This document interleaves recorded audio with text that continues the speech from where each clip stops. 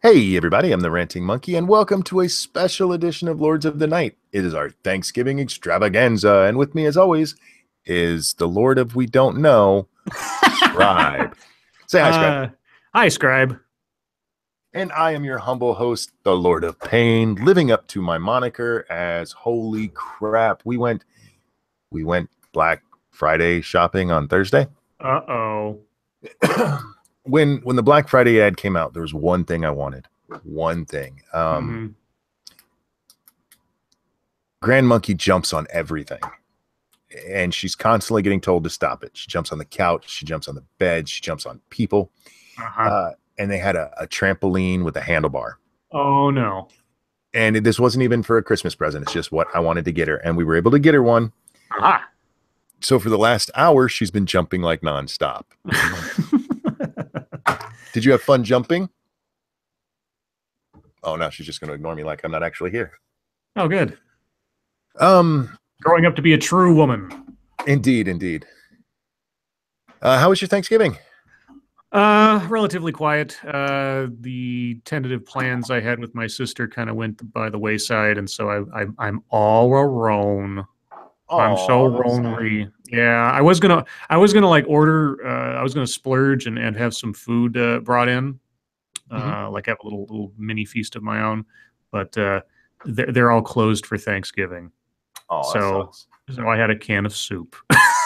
I had the most. Yeah, I had the most pathetic Thanksgiving. I did have a turkey melt for my breakfast this morning, so that's as close as I got to Thanksgiving dinner. Before the stream, Scribbles asked me if I overate, and if because I told him I was in pain, and he asked if it was from all the overeating, and I don't feel my stomach anymore, and this is both a blessing and a curse because one, I never know when I'm hungry. Thank you, Skythus. Oh man, what's up, Monkey? Scribe, what's up? How you doing? What's up? Happy Thanksgiving. What's up? Oh, sorry. But no, I normally know that I need to eat because I can feel my stomach rumbling, but I can't feel it. On the other side, I can eat as much as I want without feeling full. So I could eat all day if I wanted, and I'd never feel it. The only problem is, that leads to serious heartburn at my age. So I don't have pain from that. It was from the Black Friday shopping. I did way more than I should have, but I'm happy I went because I got Wonder Woman for $5, which I refused to pay full price for, and Spider-Man Homecoming for $5, which I also refused to pay full price for. Hey, there you go. Yeah, but now I have them, so if anybody in the house who hasn't seen them wants to watch them, they can, and I'll probably give them a view. Well, I thought you hated Spider-Man Homecoming. I did. But you're just a completionist and have to add it to your collection. Yes, I am. All right. Legit. So yeah, I actually bought Spider-Man 2 maybe a month ago because it's the only one I didn't have. You mean the Sam Raimi Spider-Man 2? Yeah. Oh, that's the best Spider-Man of the Spider-Mans, basically. What, sweetie? Eating catnip. She's eating catnip. Yay! Cool. All right. Sir Adamantine, thank you. Happy Thanksgiving, Monkey and Scribe, and everyone. Your streams have given me a lot of laughs this year. Oh, well, I appreciate it. Thank you for watching. As long as you're laughing with us and not at us. Oh, wait. I don't care. You can laugh at me all you want. That's true. If Grand Monkey starts meowing, please put her on the mic. Well, our cat passed, and yes, my son has a cat, and so he's taking the litter and the treats and the catnip we have left over, and somebody left it in her where she could reach it, and she loves eating it. SDA, hello. Happy Thanksgiving to you. Hope everything's well with you and your family. Yes, happy Thanksgiving, SDA. Hope you're having fun up there. And happy Thanksgiving to everyone, of course, in the chat, if it hasn't already been mentioned. Oh, by the way, Monkey Dick, Jim Jones, movies. Hit that like button if you haven't already. And please, if you like what we do, share our stuff far and wide, like the Pilgrims emigrating across the ocean. Indeed. Yes. Wow, I pulled that one out of my ass real quick. There we go. Tweet my videos out to Donald Trump. Hey, there you go. Yeah, there we go. Do we have news? I know it's Thanksgiving. We don't have much. We got a couple of things that jumped out at me, but thankfully, pun intended, sure, nothing horrible happened today of any like headline-ish note. Cool. But a couple of things that looked interesting. First, a federal judge has struck down the Texas abortion ban. A federal judge has struck down Texas's ban on a common second trimester abortion procedure. On Wednesday, U.S. District Judge Lee Yeakel, if I'm saying that right, or Yeakel, overturned Texas Senate Bill 8, which was passed earlier this year and banned doctors from performing dilation and evacuation abortions. Quote, that a woman may make the decision to have an abortion before a fetus may survive outside her womb is solely and exclusively the woman's decision. The power to make this decision is her right, Yeakel wrote. In a D&E abortion, a doctor dilates the patient's cervix before dismembering and removing the fetus. Senate Bill 8 banned doctors from performing such abortions unless they first stopped a fetus's heart using another method. Weird. A number of abortion providers and women's health groups, including Planned Parenthood and Whole Woman's Health, challenged the law. Banning the procedure, the most common type of abortion after 15 weeks of pregnancy, means women must seek riskier alternatives, they argued. Quote, the court concludes that requiring a woman to undergo an unwanted, risky, invasive, and experimental procedure in exchange for exercising her right to choose an abortion substantially burdens that right, Yeakel wrote in Wednesday's decision. This is a bad idea. No. That's the gist. No. Cool. Don't. No. Don't play with the lights. No. Is she trying to have a intellectual argument with Grand Monkey? Yeah, she's arguing with Grand Monkey, who is just turned off the lights.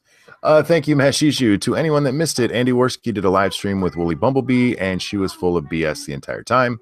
Bearing showed up at the end. Yeah, I'll probably listen to that later. Excuse me. So yeah, abortion, Texas. Yeah. Okay. I guess the thing that kind of caught me was, and I understand this is just the way it is, but the decision to have an abortion is exclusively the woman's decision. Oh yeah. Yeah, it's true. I don't know. Let's see. Then we have one more that caught my eye, at least. Thousands of names have been purged from the FBI background check system for gun buying. Nice. Tens of thousands of names were removed from the National Criminal Background Check database this year after the FBI narrowed its interpretation of who is a, quote, fugitive from justice, according to an administration official. Under the narrow definition in place since February, gun purchases can only be denied to fugitives who have crossed state lines to avoid prosecution for a crime or to avoid giving testimony in a criminal proceeding. What? Stop it, please. That's really narrow. So if I'm local, but wait. As long as you don't cross state lines. Fugitive from, so if I'm a fugitive, but I'm not a witness and I haven't crossed state lines, I can still buy a gun? Yes. The change makes it possible for someone with an outstanding warrant who would have previously been prohibited from buying a firearm to obtain one unless barred for some other reason. Wait, somebody with an outstanding warrant? Yes. Yeah, that sounds like a really good idea. That's brilliant. That's just genius. I'm all for, innocent until proven guilty, but if you have an outstanding warrant, perhaps we should get that taken care of first. Yeah, that should be part of the background check. It's like, oh, by the way, this person has an outstanding warrant for attempted murder. I don't know. Should we sell him a gun? Yeah, sure, why not? According to the administration official, the decision to change the definition took place late last year under the Obama administration, after a review by the Justice Department's Office of Legal Counsel, but it was officially implemented under the Trump administration in February. That's kooky. That's weird. That's really weird. Quote, the Justice Department is committed to working with law enforcement partners across the country to help ensure that all those who can legally be determined to be prohibited from receiving or possessing a firearm be included in federal criminal databases. Except people with an outstanding warrant? Okay. Sorry, little butt's That's- going to bed and she's over here. That's fine. I'm not ignoring you. I'm Oh, my ego's fine. It's okay. Pay attention to the baby. Night night, Grandpa. Love you. Night, ladies. Love you. See you tomorrow. Night night, grand monkey. So this is Obama's fault, says Lucky Seven. Yeah, that's a weird one to come from the Obama administration. And I mean, so my brain's breaking here because it's like what we just talked about. So I have an outstanding warrant for, let's say, third-degree assault. Mm-hmm. I haven't crossed state lines. I'm not, I'm not a witness to a crime that I'm going to be testifying or something. So I can just up my game by buying a gun. Indeed. Real quick, thank you, W.R. Costin. Happy second Thanksgiving. Thanks for tolerating Scribe, Ranting Monkey. The two of you are funny. Thank you so much. Tolerating me? They're being mean to you tonight. I'm enjoying this. What did I do? Oh, I did do a bad thing today, but we'll talk about that later. Yeah, we'll get to that because I have no idea what this is, and I'm looking forward to it. Because you're the good one. You're the one who went to Angry MGTOW and just said hi. That's true. That's true. I think I kind of get what they're doing here with not crossing state lines and such, because the presumption of innocence, I mean, but I don't like it. I think it's a bad idea. Yeah, that's... You know what I mean? I mean, if you're being a strict innocent until proven guilty person, you kind of got to go with them here. But the optics are not good. Let's put it that way. Well, I'm just imagining the scenario where somebody shoots and kills someone else. They bought the gun the day before. They look at the person and they had 3 outstanding warrants for domestic violence. Yeah. And I'm like, if you knew the person had an outstanding warrant for domestic violence and now their partner is dead, and you still sold them a gun? Yeah, I'm with you. It is. I mean, there's presumption of innocence, and then there's just, reasonable discretion. It's like, until this is resolved, let's not sell this person a gun. How about making it, dependent on what the outstanding warrant is for? If it's you had at 30 least parking tickets, okay, I can see Sure. that. But if you, I mean, yeah, if your warrants are for if your warrants are for like a Class B felony or worse, no. Anything below that, who gives a shit? That's weird. That's that's a compromise I could get behind. Yeah. Set a bar for it, tier it a little bit, as they say. Otherwise, unless you know something else. Oh wait, I did have one other thing. This isn't really a news story. This is almost kind of a deep topic story. But given that there's such nothing going on today, I figured I'd bring it up anyway because tis the season. And given the headline, you might think this comes from, everyday feminism or The Root or something. But no, this is our friends at the Washington Post. Yay. The center of all real news as we know it. And the headline is, the category this is filed under is solo-ish.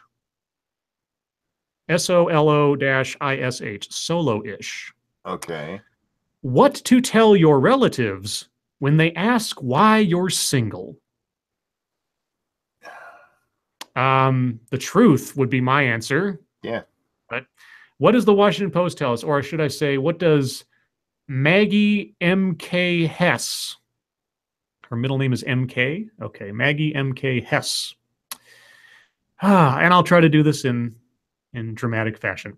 It's the holidays. Your relatives have been waiting 12 long months to ask you, A, what the deal is with millennials anyway, B, how to fix their printers, and C, why you're denying them happiness by refusing to find love. The answers are, A, why are you so obsessed? It's bordering on creepy. B, try turning it off, turning it on, and then turn yourself around and shake it all about. And C, you're going to need a lot of options here because you're going to be asked this question many times. Just go with whatever feels right for the occasion from the below options. Okay, and here are the... Now, I understand this is a joke. This is tongue-in-cheek. I'm not taking this seriously, but this is just... okay, so here are the answers to give when someone asks you at Thanksgiving why you're still single. Number 1, my dog ate my boyfriend. Ew. Number 2, my boyfriend ate my dog. Are we in Korea? Apparently. Number 3, did you know Goldie Hawn is still unmarried? Number 4, I'm thinking about getting my fish a bicycle. Number 5, have you seen Golden Girls? So fabulous. Number 6, waiting for Barack. Number 7, do you think it's my personality? Number 8, who needs love when you have rum cake? Number 9, I meet a ton of great eligible people who I am super into and who like me, but I'm just like trying to perfect the breakup, you know? Okay, this keeps going. I'm doing the Benjamin Button thing. I don't know. Does this get somewhere? Oh no, it's just a long list of stupid jokes. Yeah, they're not even funny. They're not even funny, and so, well, the boyfriend ate my dog. Yeah. Give me a chuckle. I'll give you that. Is there anything on here that's even worth? Near the end, my MASH results from middle school said I'd get married at 37, so I'm just waiting it out.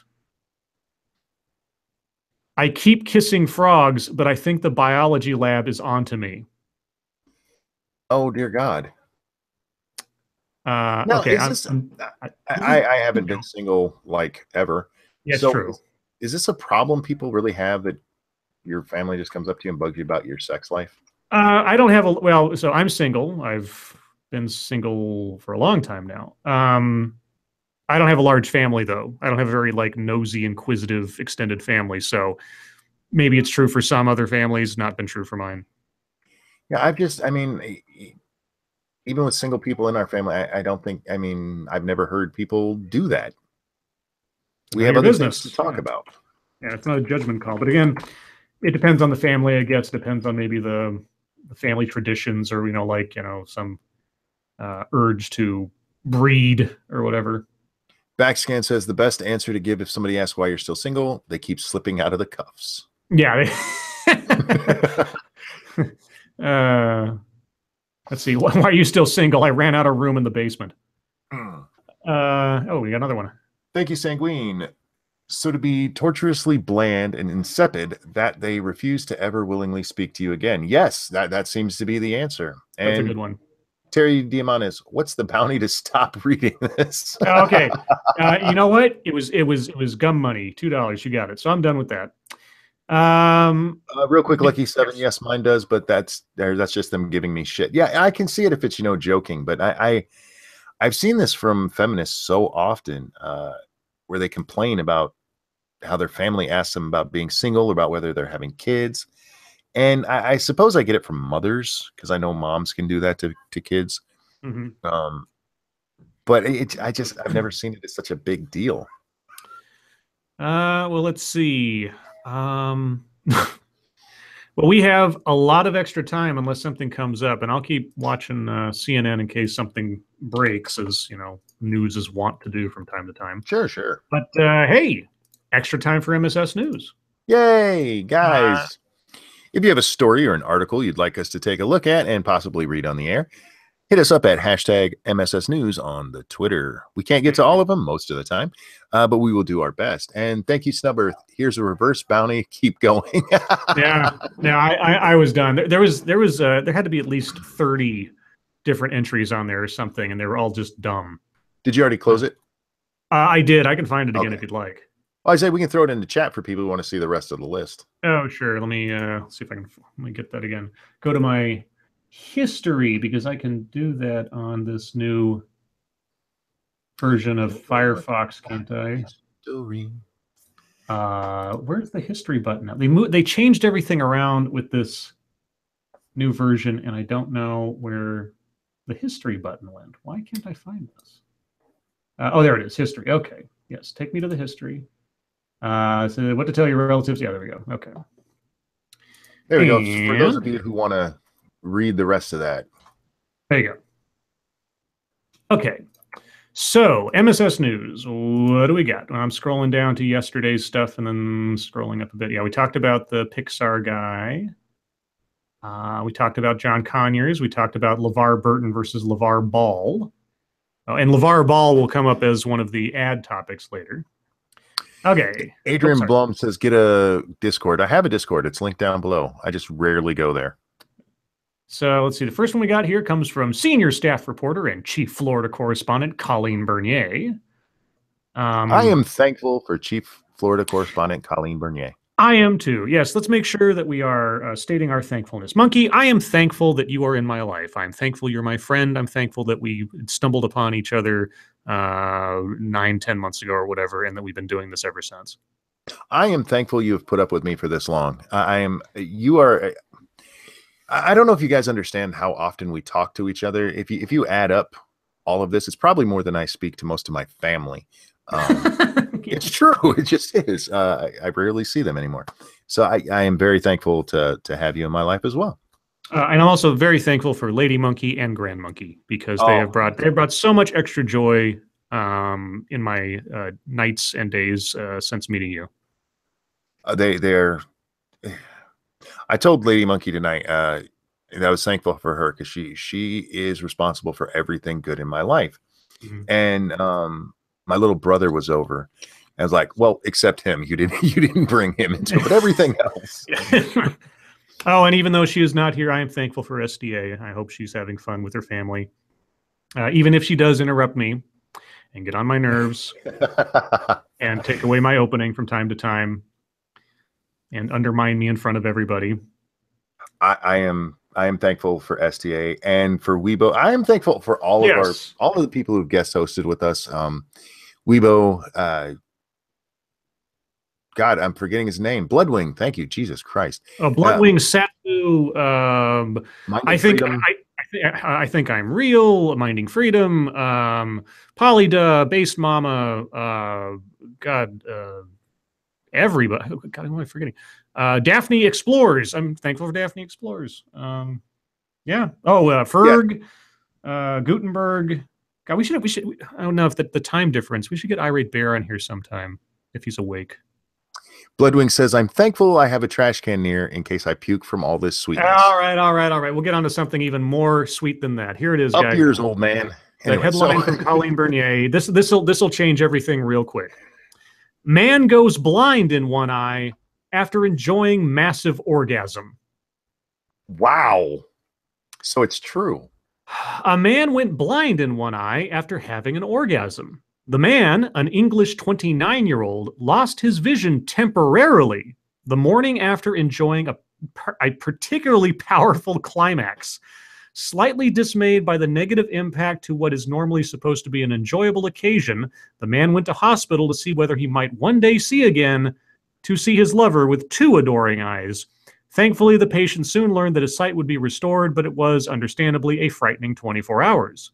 The unlikely occurrence was part of a wider study into how Brits are getting more adventurous in the bedroom, and so sexually related accidents are on the up. I don't understand. What the male who suffered a partial loss of vision, documented by the British Medical Journal. Apparently, upon admitting himself to the hospital, he had to tell doctors that he had participated in vigorous sexual intercourse. Upon examination, medics discovered a small hemorrhage in his left eye that was blocking part of his vision. Doctors revealed that the man had probably held his breath and strained his abdominal muscles during his bedroom session, which in turn caused pressure to build up around his eyeball, bursting a blood vessel. All right. So there you go. Real quick, thank you, Ragnar. He shall be known as Side Monkey to me forever now. And thank you, Sanguine. Bad aim. Yeah. Hey. He's the one-eyed serpent now. I don't understand how that has anything to do with their crazy sex. That just sounds like he overexerted himself. It's not like he was, doing yeah, but it was the act that exerted himself that makes it, I guess, I don't know, maybe the orgasm was what contributed to him straining so much, is that it just it clenched up everything so much because it was so powerful. Do you think any of the doctors asked for her number? I gotta try that. Do you think the doctors asked for his number? Oh God, I hope not. Yeah. Let's see. We talked about the ATM thief. Another one from senior staff reporter and chief Florida correspondent calling me. This one is actually from Florida. Is it a Florida man story? Kind of. Okay. Video shows Hallandale Beach Mayor Joy Cooper's husband going on wild rant. Okay. Hallandale Beach, Florida. It was bad enough when Hallandale Beach Mayor Joy Cooper began rambling and slurring her words at Wednesday night's commission meeting, but city officials took action after she abruptly got up and demanded the meeting be recessed because she wanted a drink of water and began walking around on the dais arguing with colleagues. Deputy City Manager Nydia Raffles Salaberry, I'm saying that right, called Cooper's husband, Harry Cooper, to come and assist his wife, whom the mayor later said felt she needed to go home and wasn't in shape to drive herself. But when Harry Cooper, an orthopedic surgeon, arrived, he only made the situation worse. When he saw Vice Mayor Keith London videotaping the mayor, Cooper began cursing at him and threatening him. Quote, you are a piece of shit, he shouted, while a police officer restrained him. Come on, hit me. I want you to hit me. I want you to hit me, Keith, so I can beat the crap out of you. Jesus. Dear Lord. After police moved him from the situation, or removed him from the situation, he began accosting city manager Roger Carlton while being forcefully restrained. Quote, you're gone in February, you know that? Harry Cooper shouted at the manager. You don't have more than 2 votes. It's a no.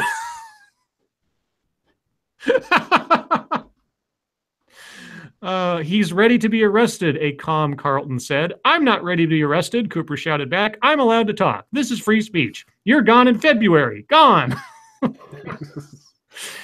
Police physically removed Harry Cooper away from the manager. Quote, how come he's the only city manager with his thumb up his ass, Harry Cooper said.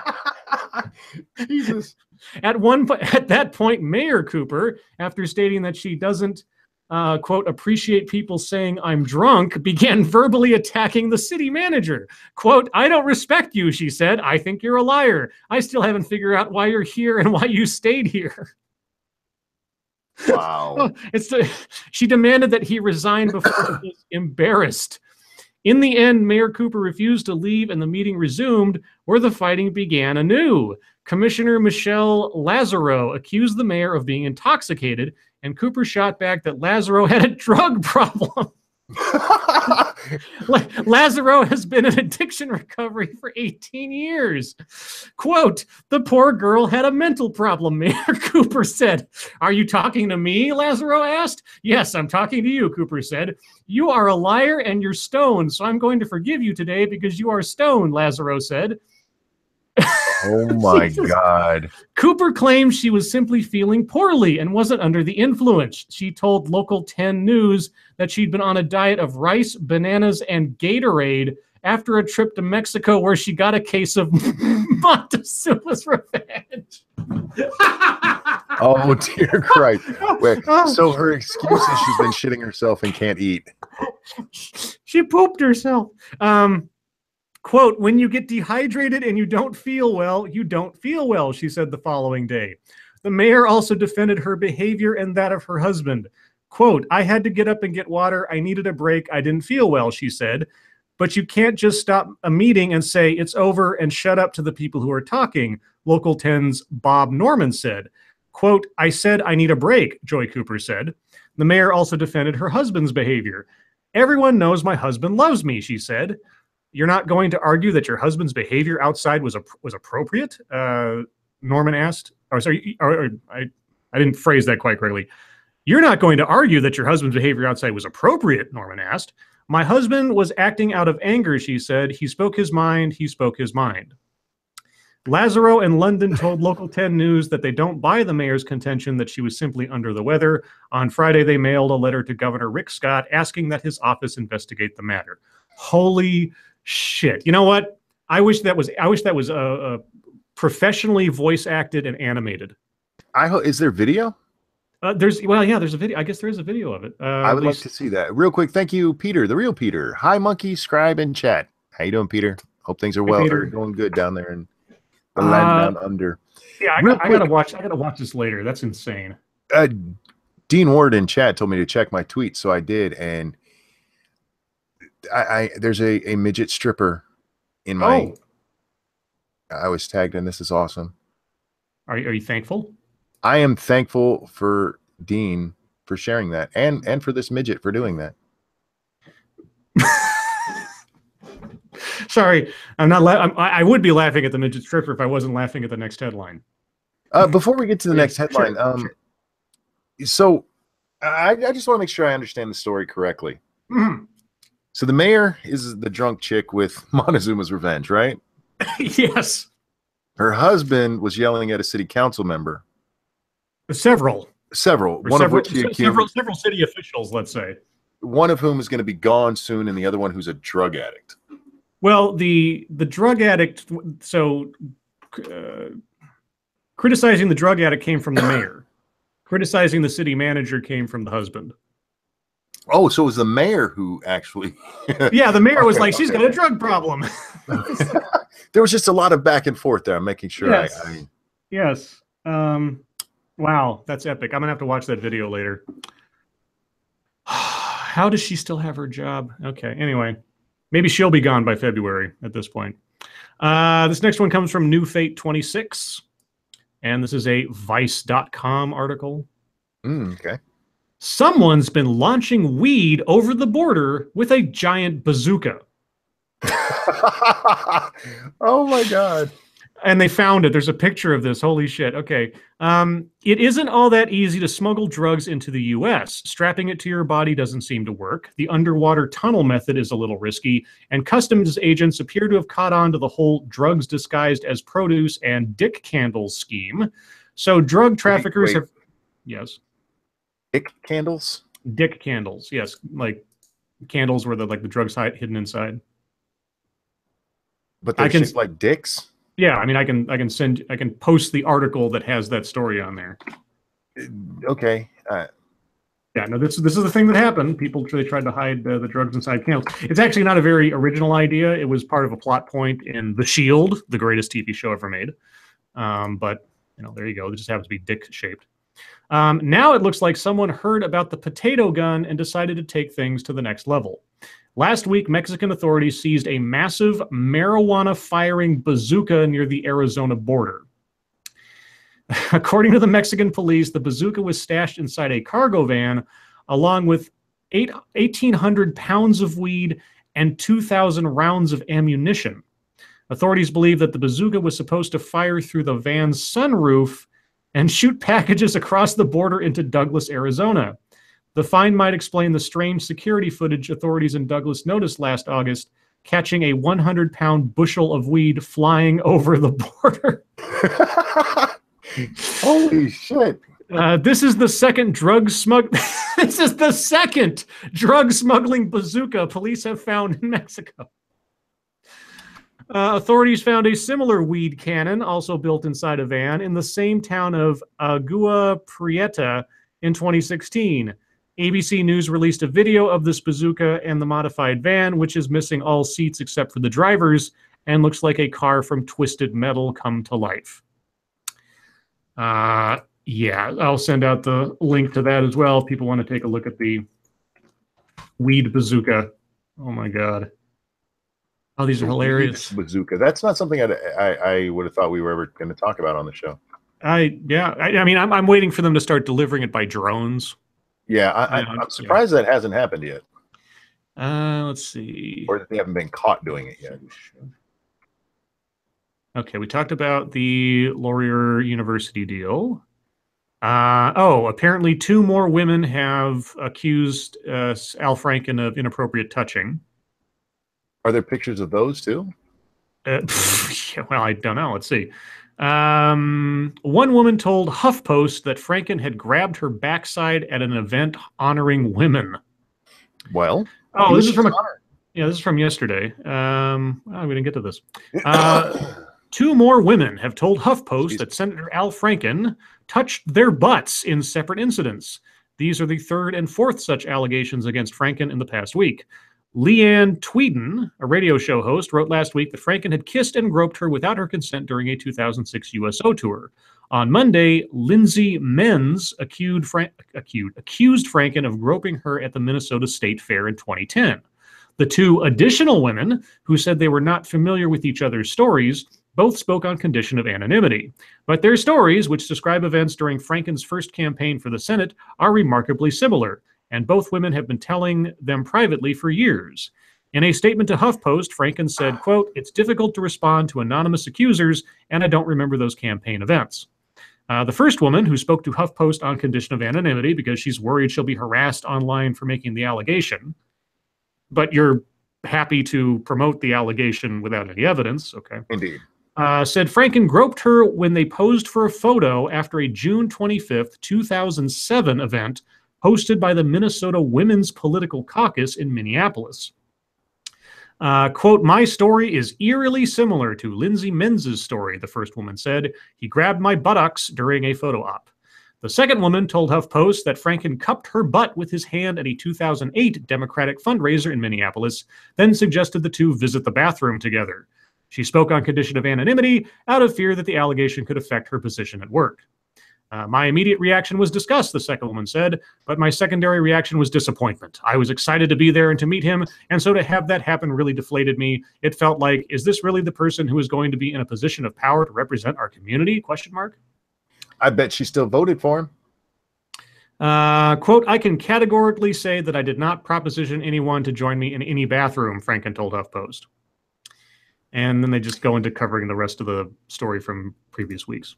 Real quick, thank you, Point Curation. I am grateful for the streams to Lords of the Night 2018.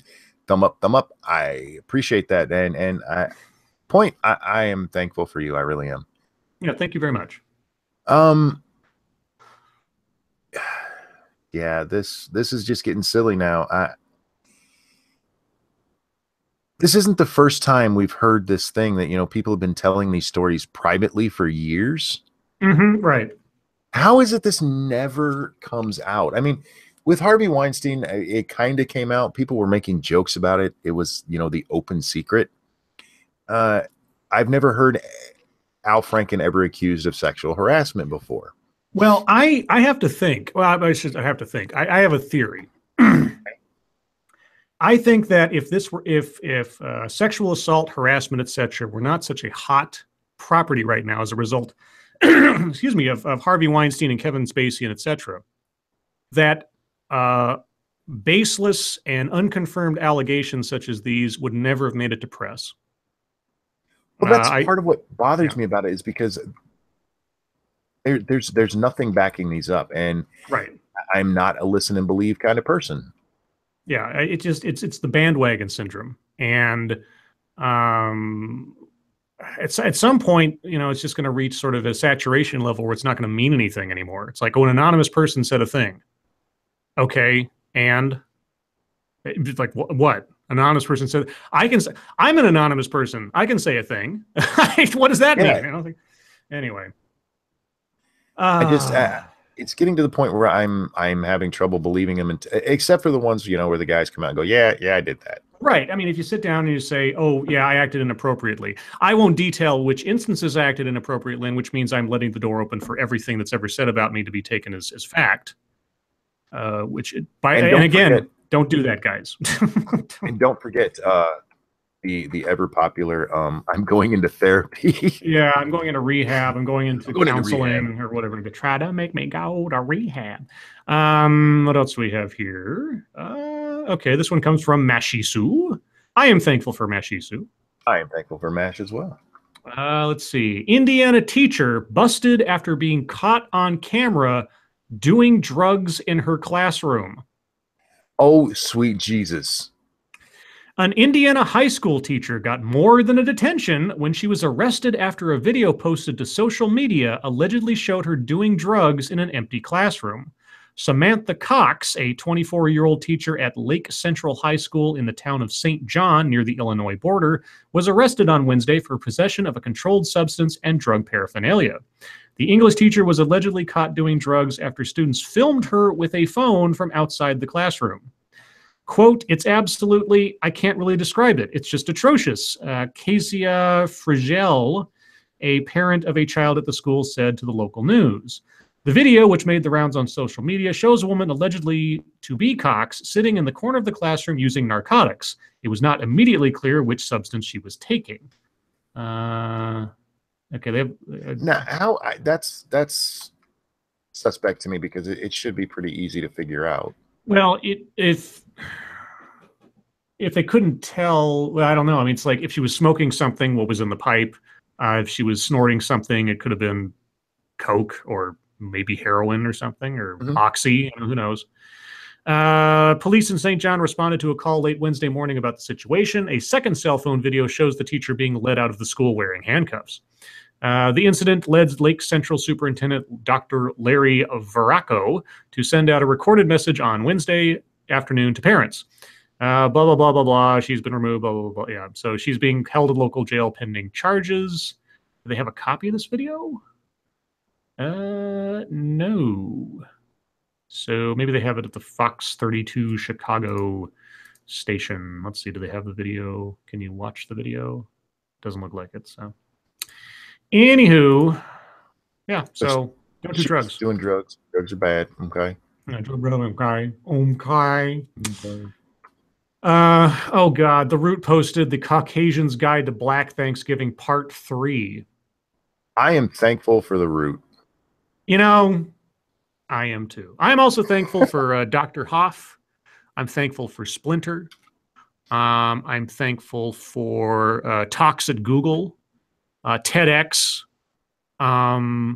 diversity departments, sort of, in a cynical way, kind of. Oh, okay, and another deep topic possibility. Colleen Bernier sent us this one from the Very Smart Brothers. The headline is, "Do white people have cousins?" Question mark. I have no idea where that one's going. I'll save that for later. What else do we have? All right. This one comes from Sylvanas. I am thankful for Sylvanas. I am very thankful for Sylvanas. Shoppers get mad at mom of the child who destroyed $1,300 worth of makeup. Real quick, thank you, Donald the Repentless. Happy Thanksgiving. Happy Thanksgiving to you as well. Mm-hmm. How much was it? $1,300 worth of makeup. And I am thankful for Donald. Brittany Nelson, a mother and makeup artist, was disappointed when she visited local Sephora. Or how about a local Sephora? Whatever. This mother from Augusta, Georgia, walked straight to the Makeup Forever display as always. The next thing she realized was totally horrifying. Oh, I'm sure it's horrifying. The eyeshadow and blush palette, which normally carries 52 different products, had been destroyed. There was not even a single item that she could pick out from the mess. She became mad. Brittany instantly recalled having spotted a mother and her child hurriedly walking out of the store just as she was entering at through the door. All right, whoever wrote this at Small Joys, that's a strange name for us. Anyway, they need to really use a spell checker and proofread their shit. She thought that the child must have been left to explore the store unattended. Spelling not their strong point, I'm saying. Okay. Unattended, and that was when he destroyed the shadows without anyone watching. Her mom realizes it, just hurried to walk away without reporting the mess caused by her child. Okay. Products and powder were scattered everywhere on the floor. Cosmetics worth $1,300 were destroyed and completely ruined in minutes. Brittany took the story to Facebook, where she posted photos of the damaged items. She also wrote a note targeting the mothers who come along with their kids to the store to be extra careful with them, as they can be a source of massive losses like the one witnessed at Sephora. Error. Yeah, well, I'll tell you what. If the people at Sephora had been on the floor watching their shit like they should have been, they could have stopped this when it started. Because you're supposed to be on the floor, minding the customers and watching the product. I've done retail before, and if you're not out on the floor, you're not doing your job. So anyway, what do I know? What else do we have? How many more do you want me to do, Monkey? Well, I don't have anything for YouTube time, so if you do, oh, you have ads. So if do you want to go ahead and do your ads, and if we need them, we can always come back to MSS News. Okay, I'll leave that there. All right, guys, we'll go on to MSS. Oh, I got to talk about my drama real quick. I'll get that out of the way first. I'll get that out of the way first. I made a major boo-boo in my last commentary video. I was watching it again today just for the hell of it, and I made an error so dumb that I'm embarrassed. In the video, the original video cites a study that they conducted, wherein they make the claim that 90% of men say this and 90% of women say that. And I searched to find this study. I found a study, one of their studies, that apparently was a study done that only polled women. So throughout the video, I'm asking, where do they get these men's studies from a study that only polled women? And how can they make these determinations when the study consisted of only 628 people or something like that? I cited the study from 2 years previous. The study that they were talking about and the study that I should have been looking for did poll men and polled just under 4,000 people in the process. So I made a big boo-boo. And I felt bad. I still feel bad. I'm usually not that. I mean, it was so obvious, too, because like in the video, they quote a study that says 2016. And the one that I show screenshots from says this was done in 2014. So my bad. So anyway, I put a big note up on the description. That mistake only counteracts a couple of my observations. So it doesn't ruin the whole video or anything. So that's there. So I just wanted to tell my viewers and the people watching, I fucked up and I'm sorry. So there you go. That shit happens. I know. Sanguine, thank you. If it was only concealer, it would have covered their tracks. Oh. Well played indeed. I am thankful for Sanguine. I really am. Freedom Fighter says, get over it. I didn't even notice. Well, that's the thing is that, I did, and I should have, and I shouldn't have, It's one of those things where, I don't claim to be an expert in stuff, and I probably get things wrong from time to time, but something that I should have and could have gotten correct or just like, let go. I didn't. I was trying to be a smartass, and I let my snarkiness surpass my observation. So try not to do in the future. It's a learning Mistakes were point. made. Yep. Not the end of the world. Not at the end of the world, but all the same. Anyway, on to ads. So these are the ads from last night. I was requested to do a couple of relatively serious ads, so a couple of these in here won't be funny per se. New Fate 26 requested an ad that is a sincere reminder about the importance of remembering December 7th. So yes. Here's my attempt. December 7th, 1941, a day that will live in infamy. One of the most shocking days in world history, the attack on Pearl Harbor by the Empire of Japan plunged our nation into war. As an act of unprovoked cowardice, it was a day of brutality, but as the catalyst for bringing America to ultimately defeat true evil, it was a day of destiny. This December 7th, give a moment to think on the lives lost on that day and the bravery of those who fought back and survived from that day and through the following 4 years of ceaseless war. December 7th, 1941, a day that will live in infamy, a day that will live in history. Well done. Next, Surfing Moose, in reference to that same video I was talking about, requested an ad about a men's fragrance, let's say Tom Ford, being sold by boobs. This is a reference to a print ad, wherein the bottle of Tom Ford's cologne was resting between a woman's breasts that she was cupping. Mm-hmm. And this is from like an ad from 2007 or something, I guess. All right. What resides in the reservoir of her ample cleavage? Tom Ford.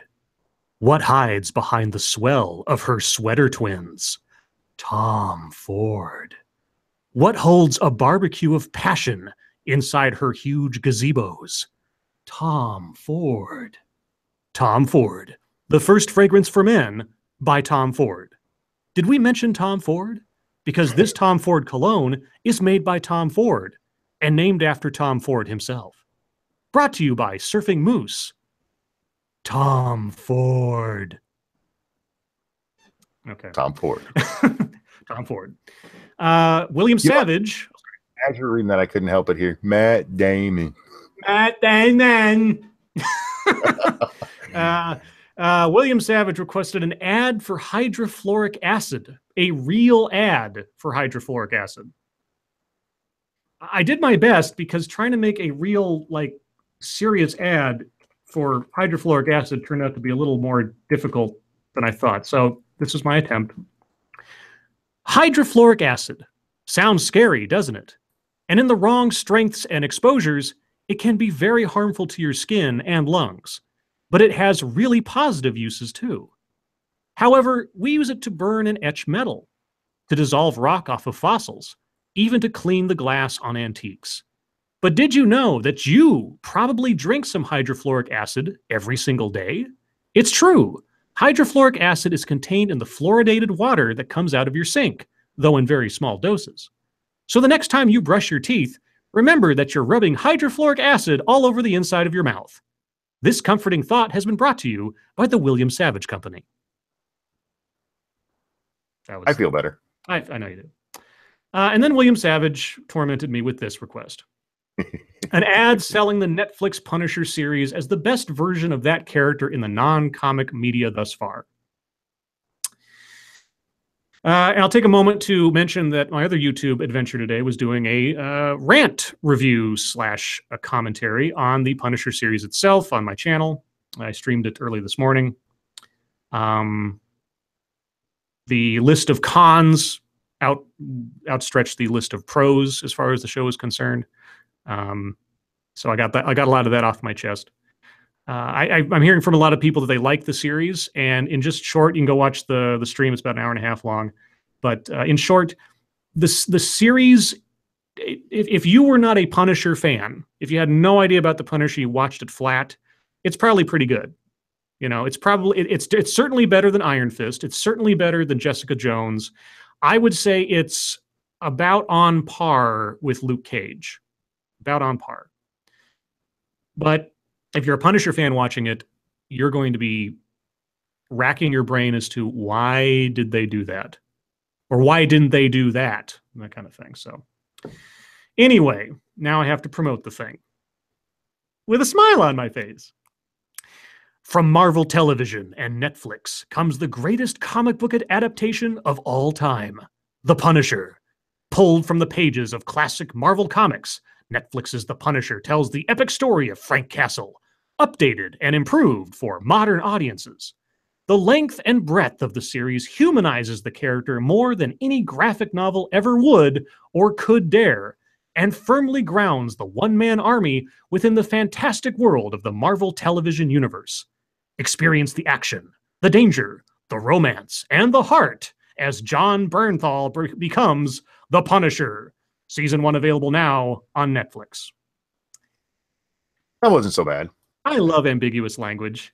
You know, I was actually going to ask you, speaking of Spider-Man Homecoming, Yeah. my son hasn't seen Homecoming yet, and we were talking about it, and I told him, you know, I hated it. I said, but if you're not steeped in Spider-Man lore, if you haven't gone back and read the original books and seen how this character originally came to be, apparently it's not bad. SDA told us she liked it, and she's not, you know, real deep. Lady Monkey doesn't know a lot about Spider-Man. She loved it. So I was wondering if the Punisher was the same. You know, people could really like it if they didn't know the character. So the original Shroom made a comment early on in the stream that was effectively, and I'm paraphrasing here, it wasn't a very good Punisher show, but it was a really good Rambo show. So yeah, if you know nothing about the Punisher, you're not going to notice, probably. And like I say, doing the best I can to step away from my Punisher fan filter, it wasn't bad, and the way it was constructed was fine. There were elements of it I really did like. There was one character in particular, I won't spoil it here in case people haven't seen it yet, that they revised for the sake of the show from the Punisher lore that was actually a really good compromise, and the actor that portrayed the character and everything else was great. So there were parts of it that I enjoyed. I really hope that season two does the character justice. My fingers are crossed, but we'll see. The one thing I will say, and it's not really a spoiler so much because it's not even mentioned in the show, they did treat the bullet in the head like the midichlorians from Star Wars. It never comes up. Oh, never comes up. I was so happy. It never comes up. You do see a flashback incident where apparently it happened. They have to explain that sort of. But as far as it having an effect on his brain or anything like that, never mentioned. So far as I recall, it never comes up. So that was good. All right. Oh, sorry. Well, I was just gonna say I'm not the hugest Punisher fan. I do love what I know about the character and all. Yeah. And I haven't seen season 2 of Daredevil. So when you had mentioned that, I was just, I know enough of the Punisher and like, no. Yeah. And you've hit on it so well. It's not just that it's a really stupid fucking plot device. It's also that it doesn't fit the character. He knows what he's doing is not, for lack of a better term, right. Well, yeah, I mean, and I've called it like this before. It provides the character a moral escape. And the thing about the Punisher is he's not insane. He may have psychological problems for sure, but he's not crazy. It's not that he doesn't know what he's doing or he's delusional or anything else. He's methodical, he's cold, he's calculating, he knows exactly what he's doing and why he's doing it. That was only one of two problems I had with what they did with the Punisher. The first being the circumstances that led to his family being killed. And this is if you haven't seen Daredevil season 2, well, sorry, I'm going to spoil something, but this is so old now. In the original comic book, the Punisher's family is killed because of a wrong place, wrong time situation. They show up, they go to a picnic at the park. One of the kids witnesses well, depending on the iteration, one of the kids or Frank himself witnesses a mob hit taking place in the park. The mob then shoots them up to eliminate witnesses. Nothing that the family did precipitated this happening to them. It was just essentially a random act of violence. In The Punisher they've done for Netflix, his family is dead directly as a consequence of his own choices. Not a consequence that is justified in any way, of course, but it's not a random act. It's a targeted thing because he made choices that got himself involved with people that led to the problem. And because of that, and because of the things he did of his own volition prior to all this, it steals away the notion that he himself is also a victim. Whatever else he might have done in war, what happened to his family was not a consequence of that, but it is here. So it really does change the dynamic of the character in a way that I didn't really like. But I won't go into it. That's all on the stream. That's just a preview. If you want to go watch the rest of it, it's all on there. Anyway, Uzi Q said, Scribe is way too nitpicky. You're damn right I am. When I'm passionate about a character or something, you're right, I'm nitpicky. I want it to be good. And like I said, we talked about the Punisher 2004 movie. There's a lot of that I liked. Dirty Laundry is a perfect Punisher movie. I have no problem with that at all. But anyway. Back to the ads. Johnny Bravo requested an ad about an ad making... an ad about an ad-making firm that subcontracts its ads out to a Chinese ad farm. So this was Adception. So here's my attempt, because I tried really hard on this one. Excuse me. Here at the Scribe Advertising Agency, we specialize in providing... God damn it. We specialize in providing our services to a diverse clientele via a series of front companies and middlemen. Humbleness is our motto, so we don't shy away from taking our name off our own work and letting high-class shadowy entities like Chinese ad farms make use of our copy for their own purposes, which are all entirely legitimate, of course. So if you need your product or idea proclaimed to the world, and you're not too picky on how it's done or by whom, then you need the Scribe Advertising Agency. This message has been brought to you by Johnny Bravo. Well done. Goldtooth wants me to notice him. Hi, Goldtooth. Goldtooth. We got one. I got a few. I got a dozen yesterday, so I got quite a few left. W.R. Costin asked for an ad for that stick of gum you've always wanted. What do you give the man who has it all? How do you show the woman in your life that you really care? A stick of gum. The one gift that they'll never suspect. Its simple novelty and ubiquitous nature in our society makes for a profound statement when presented in a fancy jewelry box with a ribbon. And when you showcase it as though you were handing over the most precious thing in the world, imagine the surprised laughter and joy as the disparity between expectation and result fills your sweetheart with happiness. They'll come to appreciate the simple things in life and you in a whole new way. A stick of gum. You can chew on that for a while. That was bad. Well played. Sanguine then said, a Weekend at Bernie's-esque comedy about El Cid. Okay. The legendary military leader of medieval Spain, Rodrigo Diaz de Vivar, but better known as El Cid, died in 1094 on the field of battle. Or did he? Now see the hilarious historical romp through good taste as we find out the true story.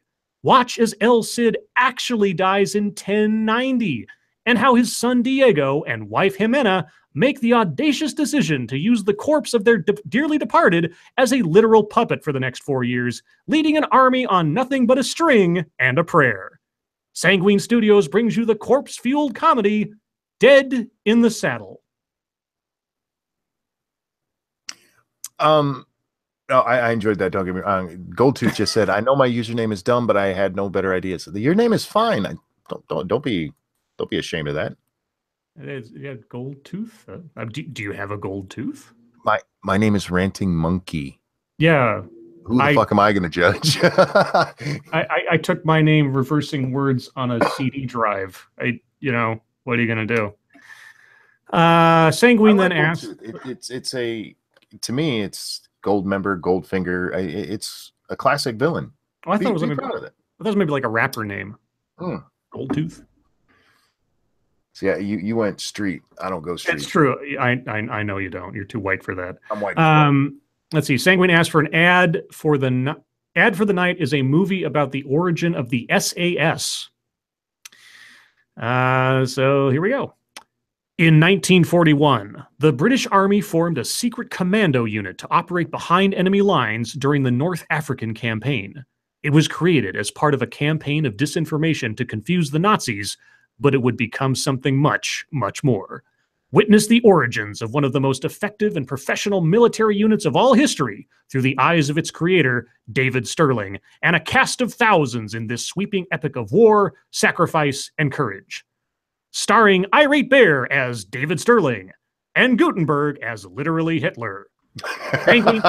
Sanguine Studios presents the true story of the Special Air Service in Who Dares Wins.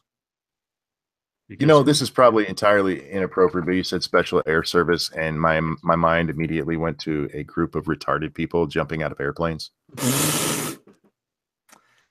Apologies to our British viewers. And to our retarded viewers. And to our British military veterans who might be SAS and know how to kill us without us knowing. And yeah, it's not on purpose. It's just where my mind. It's like the band System of the Down. Every time I hear that name, my brain hears System of the Down syndrome. And that is true. Every time somebody says it. Yeah. So. All right. Cryptic then, in an odd. I tried to do my best with this one. A movie about a guy and his ex erased their memories in an attempt to forget each other, but found each other again, starring Jim Carrey and Kate Winslet. And this is a description of the movie Eternal Sunshine for the Spotless Mind. So I tried to make fun of that, I guess. Cryptic Studios brings you a story of how no matter how much you hate someone, you can never escape them. See the story of Jim and Kate, two lovers who have fallen out of love and are so heartbroken they opt to have science wipe their minds of all memories of one another to finally be free of the heartache. But witness the pathetic hilarity of how, once their minds are clean of all of the horrors of a failed relationship, they meet each other once again, for the first time, to start the entire doomed process over again. Jim Carrey and Kate Winslet star in How Many Times Do I Need to Touch the Stove to Know It's Hot? You know, I've thought of bringing this up before, and maybe it's something we could do for deep topic sometime. But there was a couple of years ago, probably more than a decade ago now, they were actually toying with the idea of being able to completely erase your memory. Mm-hmm. And there were people who were signing up to do this. And I can't imagine your life being so bad that you'd want to forget everything. I could see someone opting for something that's like so traumatic it's been like plaguing them their entire life and they can't get over it. You know, something horrible like child abuse or seeing a loved one murdered in front of you or something. But at the same time, it's like, if they fuck it up, then what? Yeah, exactly. Or we tend to spend so much time on the negative in our life that do you realize how much you would lose? And I guess if you were at a point where you felt like, there was literally nothing to lose, I guess I could see it. I can't imagine being there. People in the chat are saying Mr. Repsion has had his channel erased. What? Rep is gone? I don't know. That's the Skeptalk says that. Kara says, yeah, his channel got terminated. Oh no. Okay, I'll tell you what. We'll look into that and start talking about that after we get done with the ads. Let me get through these real quick. Yeah.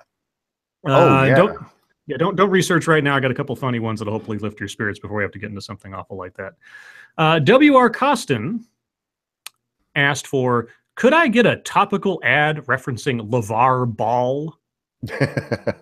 I took W.R. Costin literally. Shit, okay. what? Is this? Nothing. Keep going. I'm sorry. All right. If you or a loved one finds themselves to be far too accommodating, far too appreciative of the blessings in your life, then you need LeVar Ball Topical Ungratefulness Cream. With just a dab of LeVar Ball, you can feel the soothing entitlement easing into your skin in just moments. All notions of self-effacing internal reflection will fade away, giving your skin the impervious sensation of self-righteousness and infallibility. With LeVar Ball, the future's so bright, you gotta wear shade shoplifted from Chinese retailers. LeVar Ball Topical Ungratefulness Cream from W.R. Costin Company. Nice. Two more.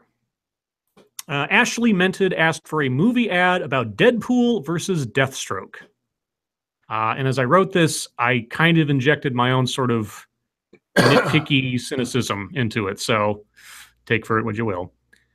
From Marvel Studios and Fox Entertainment. Oh, sorry, Fox Entertainment. Why did I do that? It's Warner Brothers. Deathstroke is Warner Brothers. I get so confused. Sorry. From Marvel Studios and Warner Brothers Entertainment. Witness the intellectual property grudge match that spanned a generation as the deadly mercenary assassin Deathstroke takes on the deadly mutant assassin Deadpool. Through a rip in cosmic space-time created by the evil wizard Plot Convenience, Slade Wilson, aka Deathstroke, must find a way to destroy the immortal Wade Wilson, aka Deadpool. Deathstroke's target? Deadpool's creator, Rob Liefeld. A man so lazy he made a character look like, operate, and share a nearly identical name with a completely original character who keeps getting credit for other people's work on making Deadpool the character he is today. Ashley Mented brings you, Yeah, I'm Still Bitter, a Deathstroke of revenge against a Deadpool of talent. Well done. And lastly, real quick, I there's a lot of the Marvel DC characters that are very similar to one another. Yeah. Those two are very. Yeah, very. And honestly, the Deadpool we know today is more a result of the work of Fabian Nicienza, if I'm saying his last name correctly, and a couple other writers and artists. Rob Liefeld made the character look like he did, and that's it. I mean, the Deadpool, the essentially the mask cartoon character type we know, that was all other people's work, but somehow he keeps getting credit and visiting sets for movies and stuff, and it's just like, no, he didn't. He just made the guy look away it is and named him and stole a name and yeah, no, stop it. Anyway, lastly, we had P Dog Night requesting MTV's new show, MTV Now and Then. I also injected a little bit of my personal cultural cynicism into this, but what am I going to do? On August 1st, 1981, at 12:01 a.m., a novel new television channel presented itself to the world, declaring quite presciently that video killed the radio star. But as the years went on and success and fears of stagnation went to the heads of its creators and managers, MTV would descend from the heights of a musical revolution to the depths of mediocrity and self-importance. From its days as an all-music, all-the-time television channel to its devolving into a raft of reality game shows, sex documentaries, and a bloated award ceremony, P-Dog Night Documentary Films presents the chronicle of a cultural icon and asks the question, what if they had just kept on playing the music? Ego killed the music channel. And there you go, guys. Those are all the ads. I saved them. Yep. And Cool. So, yeah. So what happened to Repsion? No, it's not just Repsion. Drama Alerts, Stick Sex and Hammer, and iDubbbz are apparently all gone as well. They are just gone. What? Yeah, Repsion's channel says this channel has been terminated for violating YouTube's community guidelines. Jesus. And Drama Alert. Okay. Wow. Is he saying anything on Twitter about it? He put a he tweeted out what the hell is happening. I'm waiting for it to load now. Sorry. Okay, that's fine. Jesus Christ, yeah. He said he had no strikes. Wow, holy Just shit. out of the blue, his channel's gone. Yep. Okay, what about Drama Alert? Is he saying anything? I haven't seen anything from Keem yet, but Okay. iDubbbz just came out and said, hey, YouTube creators, hey, people are telling me my channel is terminated. Is that true? Yeah. Let's see. Drama Alert. Drama Alert. Yeah. It's not there. Yeah, you search for it, it's just not there anymore. It doesn't even show up. Every Drama Alert video. So somebody put up a playlist and it's all blank now. Repsion says nothing, or somebody asked him something or what happened, and he said nothing. I was live streaming talking to my subscribers, and my entire channel was terminated while I was streaming. I had no strikes on anything. Repsion. Yeah, Jesus. Yeah, Drama Alert, he doesn't even have a link to his. Holy shit. YouTube is having some issues, guys. So either YouTube is cleaning house or they fucked something up. Yeah, because if I search Mr. Repsion, I see links and thumbnails for his videos, but when you click on them, there's no channel there. For Drama Alert, I don't even see thumbnails for his videos. They're just gone. Goldtooth says Keem was a cunt anyway. Keemstar is a cunt, but I like Drama Alert. I'm not going to lie. But him being a cunt is not something I think his channel should get terminated for. Team Coco's terminated? I don't know who that is. Team Coco is Conan O'Brien's channel. Oh, okay. Really? Really? Yeah, something. Okay, that's. Yeah, it's. Yeah, holy cow. A false flag campaign to me, but. Yeah, or some crazy error. Yeah, because for being community guideline strikes, man, that's insane. Yeah, they wouldn't spike Conan O'Brien. Give me a break. So, yeah, guys, there's our Twitter drama. Holy shit. Okay, what are we going to call this? Because it happens on Thanksgiving. So, Spanksgiving, or what's a good thing? The Night of 1,000 Bands. Yeah, thank you. Bandsgiving. Thank you, Sanguine. Welcome to YouTube Purge. Who is next? I'm not going to lie. I'm a little worried right now. Granted, I'm much smaller than these guys, so maybe I'll fly under that radar, but wow. Yeah. Holy smokes. Now, I know Rep, I don't know if he got into the whole Amos Yee thing, but I know he's happily gone after the little kitty diddlers before, and they're known for doing something like this, but I can't see him going after iDubbbz. I don't know why they would, or Keem for that. Or Conan O'Brien. I'm starting a new hashtag, guys. I'm calling it Bandsgiving. Bandsgiving. That's my attempt. Asking the question, is YouTube cleaning house? So that's That's my first. Oh, there's a monkey turkey. Have you seen the monkey turkey? I did. I am thankful for Jordan and all of his art. And I am thankful for all of the art we get. For everyone who's done it. I know Sweeper has. I meant to mention this the other night. Mm-hmm. Who the hell was it that did that? I gotta find it. Hang on. While you do that, I am thankful for Polydub and for Night of Charlemagne, who completely revolutionized my avatar, both in still and also in animated form. I cannot tell you how awesome Night of Charlemagne is for having taken the original painting and made a almost perfect representation of what I had kind of hoped someone would make, and people mistake it for the original artwork. I mean, he did such a good job in recreating the entire aesthetic of it that I've had people ask me, say, I've seen that picture before on book covers. Like, you haven't seen this picture before. Like, yeah, no, I saw it on Frankenstein. Like, not this picture. It's great. I want to say thank you for that. I mean, people going to effort on my behalf for like just out of appreciation is just a new thing to me, and I really just want to let them know that I appreciate that too.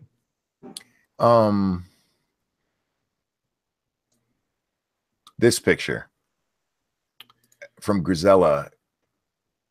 This was drawn the other day. This wow. is fucking awesome. Oh my God. Yeah. That's crazy good. I didn't see that. How did I miss that? Yeah, that was a couple of days ago now, and I meant to put it up when it first popped up because that is fucking amazing. And that's great. Everybody who does artwork for us, you guys are awesome. I cannot tell you how much I appreciate it, and you should see the smile on my face every time we get one. Jesse just said, Monkey, I did a sketch for Grand Monkey. Yeah, if it's the one that you sent Lady Monkey, I have seen it. That was really good. I liked it. I just don't have it on my computer, so I can't show it. I keep refreshing my channel to make sure it doesn't disappear. Yeah, no shit. This. I mean, I know I'm not. I know I'm so small. I doubt it. But God knows. I mean, for all the ones that we know about, maybe there's a whole ton that we don't because they're small. You know, nobody's got a voice. Guys, I can't tell. Am I still presenting? Not to me, or not. Think so, but yeah. Anytime I present, it screws up. So I. It doesn't look like it to me. I don't see anything. Oh wow! I cannot believe how many people. Let's see. Yeah, iDub, Styx, Repsion, Keemstar. That's the list as we know it right now. Oh, and Team Coco, Conan O'Brien. Oh yeah. Oh, Keemstar just said, I demand iDub's channel restored now. What about you, Keem? You would think you'd want his taken. Yeah, so the first response, bro, your channel's gone too. Yeah. Yeah, you might want to look into that. I don't mean to laugh because this is fucked up. I can't imagine being those guys. When you put so much work into your channel, oh, excuse me. If I came to my channel and it was gone, I would be fucking devastated. Yeah, I'd freak out. I would at this point. I mean, Minding Freedom says it's highly likely it's just a bug. That's absolutely, that would be my guess right now. But man, they hit some big people for it to be a bug, and it doesn't seem to be very far spread yet. So, I mean, I could see them using the holiday to do maintenance or something on the back end, and maybe it just fucked up somehow. But still, this is weird. LSJ reading pod. Yeah, I will. I retweeted out the cartoon the other day, but I'll do it again here. Too bad there's not like an index you can go to of like recently terminated channels. Yeah, no shit.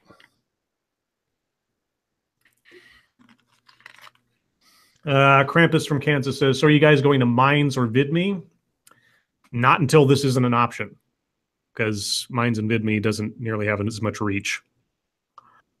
I repost my stuff to Minds on occasion, but and I've posted a few things onto VidMe, but it is amazing how many notifications I get of people following me on Minds and VidMe, which I haven't like uploaded to in months. I keep getting subscribers to Minds. I'm not complaining about it; just kind of surprises me because I don't really, I'm not really active on Minds as I was a year ago when I started all this stuff. Life is Peachy says, please save your vids if you haven't already so you can repost. I have all of mine backed up. I have them all on my own hard drive. So Yeah, I have most of mine. I don't keep every single one, but I have most of them. Yeah, Carrie M says Team Coco Conan's gone too must be a glitch. Yeah, I can't imagine that Conan O'Brien, as big a name as that is, would have anything on his videos that's any worse than Jimmy Fallon or somebody else as a talk show host, especially when it's like a big network-backed show like that. I don't. Sounds like something kooky. But if you guys hear of any more channels that are suddenly terminated, let us know, and we'll keep a running list going. That's freaky. I mean, yeah. Yeah, the only thing that indicates to me that this is a glitch somewhere is the Conan O'Brien thing, because he's got fuck all to do with Drama Alert or Repsion or any of the sort of commentary crowd per se. He's a legit television show, so right, yeah. They wouldn't touch Jimmy Kimmel when it came to him talking about certain topics, and then they nuke everybody else for demonetization. So. Shall we do a deep topic one or something else? You know what? You had mentioned before the stream, yeah, that we should ask the audience what they're thankful for. So why don't we do this? Okay. We can continue talking about whatever the hell we want to, and we will also open it up to the audience. What are you guys thankful for? What this Thanksgiving? What made you go? That's what I'm really thankful for. Mm-hmm. For me, it would be, of course, my family, my YouTube family included in that. UNSDA. I know we said this already, but coming to talk to you guys every night is not only cathartic, if I can say the damn word. Many times, like when my cat died, it was just so nice to get to talk to you guys and not have to sit here and just dwell on that. It's therapy, and it's fun, and I am thankful for this show and our audience. Yeah, I'm thankful for the show and the audience and the opportunity each night to, really pay attention to what's going on in the world in pieces, admittedly, and so I don't. I like knowing what's going on. I like sort of gaming out what's happening in the world, even if I end up being wrong. It's nice to be informed. I'm also, of course, thankful for my family, my health. I got a roof over my head and food in my stomach. I'm a very basic sort of guy, so I'm just thankful. Thankful for my friends. I'm thankful for Netflix. I'm thankful for the internet. I'm thankful for indoor plumbing. I could go on. So let's see what we have here. Sorry, I was looking over at Twitter too. Yep. Bloodwing, I'm thankful for my grandkids. Jerica says my girlfriend, boss, and family. Silvana says I post all this on Twitter, what I'm thankful for. Okay, so you guys can check that over there. Mash says I'm thankful you guys put up with my insane behavior. Mash, we love you. I'm thankful for, God damn it, Jack motherfucking Cochran. I love you. I am thankful for you. I really am. And he says, I'm thankful for Asian Buddhists that don't recognize our round-eyed holidays and feed me.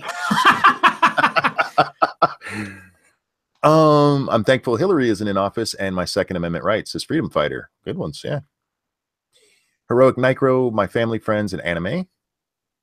Goldtooth, I'm thankful for you not saying that my username isn't as stupid as I thought it would be. It's really not. I actually like it. Faith is abdication of reason, electricity and modern technology. Absolutely. A lot of times when we do these thankful things, it's very profound, but there's also so many other things. I am very thankful the internet exists. I really am. Mm-hmm. I'm thankful I wasn't born, 100 years ago. Do you realize how boring that must have been? What did you do after work? Sit around and look at each other? Golf. I can think back to what life was like before the internet, having to look up places in the phone book, having to use the Dewey Decimal System. Well, sure. But we still had, a lot we could do. Television, video games were already coming up when you and I were. I can't imagine what my great grandparents did. Played with dirt. Played with dirt. Well, that's probably why they used to have more kids too. No shit. Jack Gunsky says, I'm thankful for my family and hermit cookies. Papa Fuzz is thankful for coffee. Mm-hmm. Make Europe strong again. Thankful for living in a country with the freedoms we have. Amen. Yes, indeed. Lucky 7, I'm thankful for my cute little nieces and nephews. Irate Prostate, I'm thankful for Uzi Q and being alive. I'm thankful for Uzi too. Phobos, I'm thankful for people who can disagree peacefully. Yeah, that's actually becoming much a far too rare a thing. Jesse, just for me, all those that I'm family and friends with, my online family is at times better than certain family. That's, they always say, you can pick your friends and you can't pick your family, and that's true. And that's, if you're adopted, you don't get to pick your family. They kind of pick you. Yeah. You could choose to run away. And they keep running away until you get the one you like. That's kind of like picking. What did he say? He said you can keep running away until you get the family that you want. The foster care system. Yes. Oh my God. Where were we? Was that Sunky or Clunky? That's Clunky. That's my clone. Hi, Scribe. Yay. And he says hi, Scribe. Hi, Clunky. Carrie M says, I'm thankful I get to watch you guys at work, and while I'm closing, hope I get to be in chat again more often soon. Also thankful for my family, friends, and my new baby niece being here and healthy. Ah, baby. Oh, Yay, baby. you guys are thankful for a lot. Wow. Super chat here. Thank you, Krampus from Kansas. I'm thankful for you guys keeping the friendly disagreement alive and putting it online. I'm thankful for you watching, and I'm thankful for super chat. I want to throw that out there too. Yeah. I don't have the job no more, guys. So this is what I do.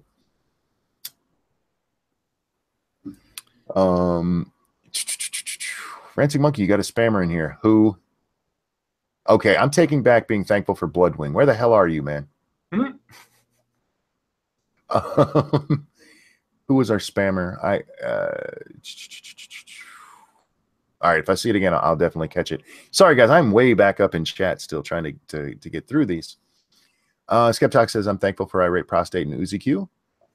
Goldtooth is thankful for memes. I love memes. I love good memes. Oh, Johnny Bravo, thank you so much. I'm thankful for hookers and cocaine. Yay, hookers and blow, hookers and blow. I am thankful for Johnny Bravo. Let's see. I'm thankful for Scribe. I'm thankful that Scribe and Monkey took time to have a podcast when they didn't have to.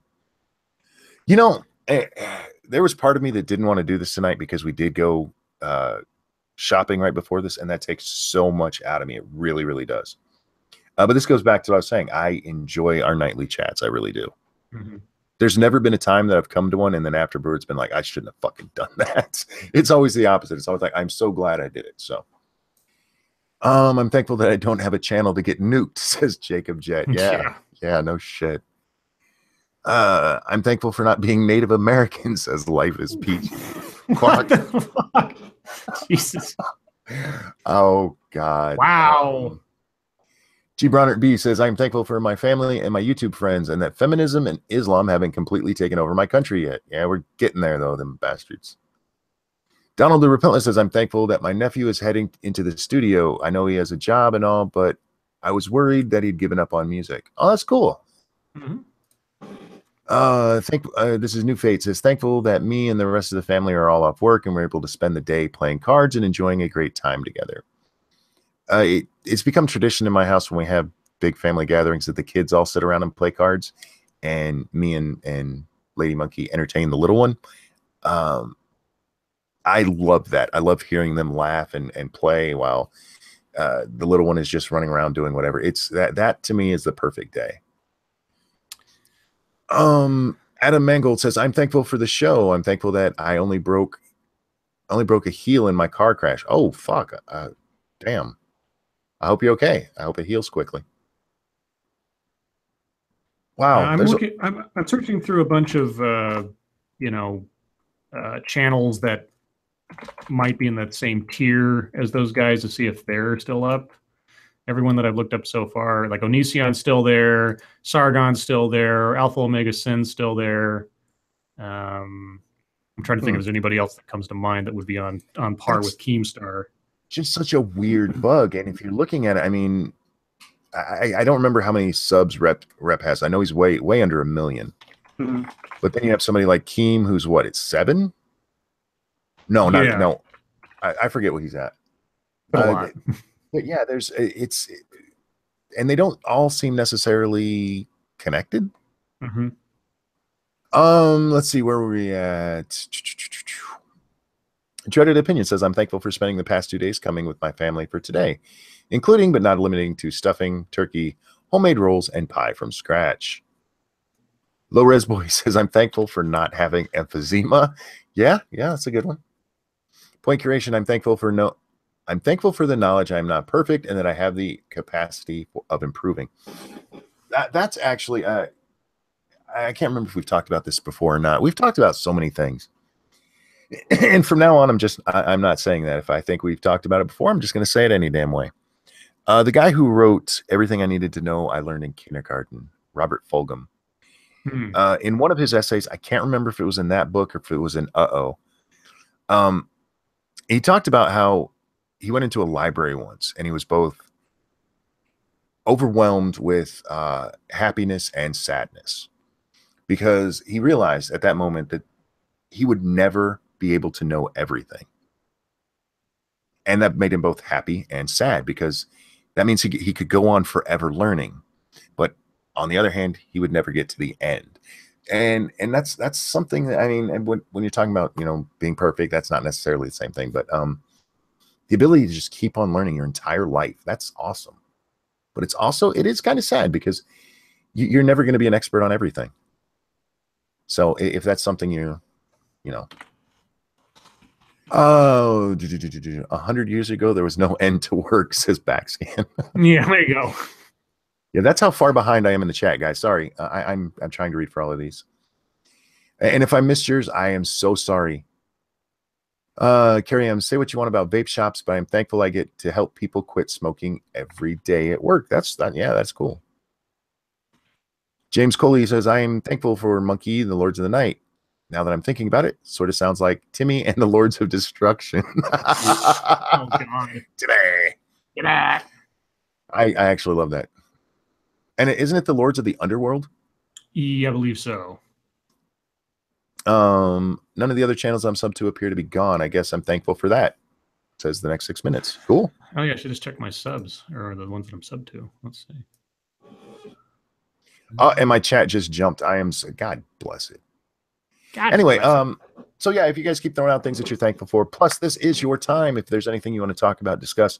If you have questions, comments, concerns, if you want to write a letter to the editor, now is a good time to do it.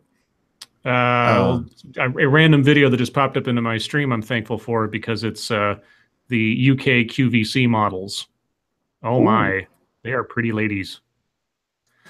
I'll tweet you the link to take a look at. Just since I'm looking at YouTube channels to see if anything's gone kablooey, suddenly that pops up. I'm like, oh, that's nice. I'm thankful for midgets. Let's see. Methodos says, Ranting Monkey Scribe, do you guys still care about tongue-buttered turtle caves? We haven't. That meme seems to have taken a snooze the last month or so. It kind of hit its height and then kind of petered out. So we still support it. Oh wait, no. Well, I take it back. We do not endorse talking about that. We do not endorse talking about that to other channels or going on to other channels and asking them about whether or not they support tongue butter turtle caves. We do not support that at all. Lords of the Night does not endorse such actions. Anyway. Earl Watson says, question, Monkey, the channels that got erased aren't all those guys speakers at Kilroy? No. Keemstar was not going that I know of. iDubbbz wasn't. Okay, Mr. Medicare is still up. So that tells you something. What about Splinters? Splinter's still up. Yes. Okay. UziQ says, I'm thankful that my mom's recovering so well from her car accident. I hope it. Oh, I am too. Speedy recovery. Holy cow. The Thinker, he just uploaded a video about Sticks and Hammer being deleted, and Cog uploaded a video about Repsion being deleted. That was quick. Yeah, guys, we're going to see a lot of that until this gets figured out one way or another. I would caution people against doing that. I understand that it's a big topic, so yeah, go ahead. But the problem with that is this: anytime YouTube has a burp, people go running into the streets, and they're trying to shut us down. This is most likely just a bug. Conan O'Brien, again, guys, remember, a major network talk show also had their channel go kablooey. So the likelihood that is part of what? Jim Healis says Miley Cyrus's Vivo channel got hit. So yeah, okay. This is not a purge. This is a big glitch. Yeah, Miley Cyrus. Yeah, no. Really? I gotta look that up. Miley Cyrus. Jack Cochran says more of a queef. Yeah, I would say so. Miley Cyrus Vivo. Yeah, Miley Cyrus Vivo. This account has been terminated for violating YouTube's community. Yeah, okay, guys. This is a glitch. Yeah. This is a glitch. It's not a good glitch. Doesn't look good for YouTube, of course, but none of these things ever do. So the problem is it's Thanksgiving, so we probably aren't going to see much done about this, at least until tomorrow morning. Yeah. Again, I have a suspicion. Again, this is just a suspicion, a prediction. Their excuse will be, we were performing maintenance using the lower activity rate for Thanksgiving to do X, Y, and Z, and something went kablooey, and they're going to fix it. So I think it's a temporary situation. It's the Russian system, huh? Jack Gunsky had just asked, "What do you think YouTube's response will be?" Yeah. Response will be, a maintenance, systems maintenance, or a update, a patch, or some hot fix or something went kablooey, and yeah. Real quick, the pissed off Shih Tzu says, "I'm thankful for my dad improving from having cancer." Again, I hope I'm thankful too as well. Yeah, it's the Russians. Gold 2 says, "Ranting Monkey, YouTube, Allah Akbar, Allah." I was listening to music from the 60s, 70s, 80s, and realized how sad the SJW crowd is. One word about woman being a man's, and they freak out. They'll never enjoy good music, says Backscan. There's a talk that Camille Paglia gave where she was actually talking about God, I forget the song, but it's a horrifically misogynistic song. And she's actually defending it. And for those of you who don't know, she is a feminist, but she's a feminist that believes, women should be treated equally and not as special little snowflakes. Alt here. Thank you, Terry Diamandis. Alt theory. They finally heard Miley's music. Yeah, or watched her videos. Oh, there's a good one. Minding Freedom says, "Can we call it thanks glitching now?" Oh, that's a good one. Yes, that's a good one. You know what? I'm tweeting that shit out. Yeah. I'm stealing that straight from you. I ain't even gonna lie. At YouTube and at YouTube creators, happy thanks. Click. Oh, God damn it. Hard to type with my knee in the way. There we go.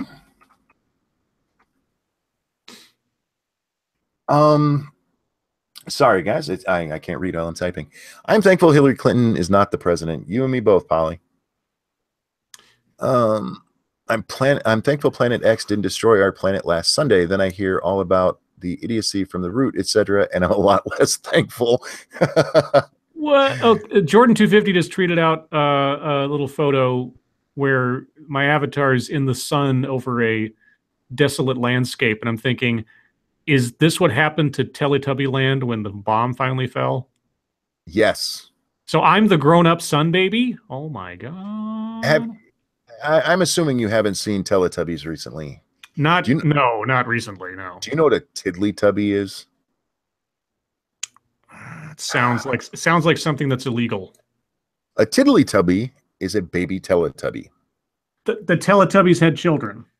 Well, they don't actually say they had children. They live in a little room in the Teletubbies' home. And they sleep in little pods on the wall, except for 4 of them who sleep on a rotating. It's like a Tiddly-tubby rotisserie. I'm looking them up now. Oh my God, that's creepy. Wait.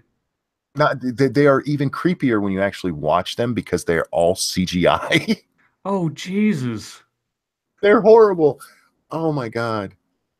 There's And a each there's a photo of the four of them, and the under the subheading says they're looking up at the camera all creepily, and the subtitle says, "Are you my father?" Jesus.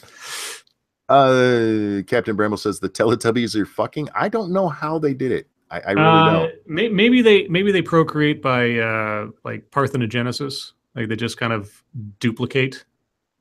Yeah, guys, I'm not making this up. Look up Tiddly-tubbies and look at them. They are fucking creepy. Mm-hmm. And there's actually like 8 of them. You only really see 4 at a time. But yeah, they are creepy as fuck. And when you see them move, the CGI is so bad. It's like Star Wars Episode 2 bad.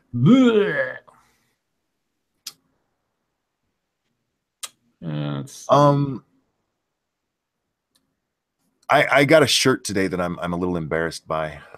Uh-oh. Does it say? Does it say? Shirt. Oh, I was gonna say, does it a I'm with stupid, but the arrow's pointing up at your face? No, I would definitely wear that. Oh, I would okay. actually wear one with an arrow pointing down to my dick too. Chewbacca shirt. Oh, I should make that shirt. Yeah, the Chewbacca shirt, which I like. I didn't pay attention when I picked it up. It's got those weird little fucking minion things from the new movie. Oh, the Porgs, I think they're called. Whatever the Ewoks for a new generation. Yeah. Yeah. If I had seen those, I wouldn't have got the shirt, but damn it, I'll wear it anyway because it's. Mm-hmm. I can wear very few shirts, and I'm very thankful that at Walmart sale today they had the shirts that I can wear. If you go to Walmart, they have their $7.50, I think it is, the normal price for their t-shirts. Mm-hmm. The really thin ones with the different like Marvel and Star Wars and that kind of stuff on. Those shirts I can wear because they're so thin and so soft that they don't. Of all the shirts I can wear, those ones don't hurt me too much. Mm-hmm. So I'm very thankful they had those on sale today for $4 each. I got a bunch of them. Cool. Good deals. W.R. Costin says, Teletubbies creep me out, and I've only seen them in commercials. You know, the Teletubbies themselves are actually fun to watch with the kids because you just sit there the whole time going, what the fuck is going on here? Or if you're high, I guess. Well, yeah, I imagine. But the children just absolutely respond to it. That show is so well researched. Really? Yeah. Teletubbies is children marketing, toddler marketing done really, really well because kids will just sit there and watch it for hours if you let them. Mm. And it is the dumbest shit. And yeah, the Tiddly-tubbies are fucking creepy. Drama Alert channel has been removed. Yay. Heavy Fisted, don't get too excited by that. Chances are we'll be back. We're going off the assumption here on Lords of the Night that this is a glitch. Yeah, between Miley Cyrus and Conan O'Brien, that's a lot of revenue that YouTube don't want to give up. Yeah. Trust me, especially Miley Cyrus. I just can't believe that they would pull down a music channel like Miley Cyrus. Yeah. Let's see, team. She's not the sluttiest ever, so it can't be that. She's not the worst music ever, so it can't be that. Mm-hmm. My kids love Teletubbies. The new ones with babies are weird, to be honest, says G. Bronner. Yeah, absolutely. Kara says, I didn't see my vegan cousin today. Should I send him Ranting Monkey's video on veganism? Sure. I'm quite serious, guys. If you know people who would hate my videos, by all means, share them with them. 2 words, wrecking ball. YouTube came in like a wrecking ball. Let's see. Miley Cyrus. No, it's not there. This was way back up in the chat, and I don't remember who said it. If it was you, let me know so I can give you proper credit. But somebody said that since SDA has the week off, ISIS took the week off as well. Yeah. Oh, shit. Oh God. Oh, I didn't talk about football for anybody who watches football. I watched the Lions game today. I did not get to see the Chargers game because we were at the store and my Chargers won. They kicked the shit out of the Cowboys. Cowboys fans, you should feel bad about that. But watching the Lions game, the Lions suck. But I actually went to Twitter, something I haven't done all season when watching any games. I watched the Vikings march down the field in 4 straight running plays to a touchdown. I have not seen that happen to a team as just get run over the way that the Lions did. And I can't remember how long on the ground like that. That was something fucking incredible to watch.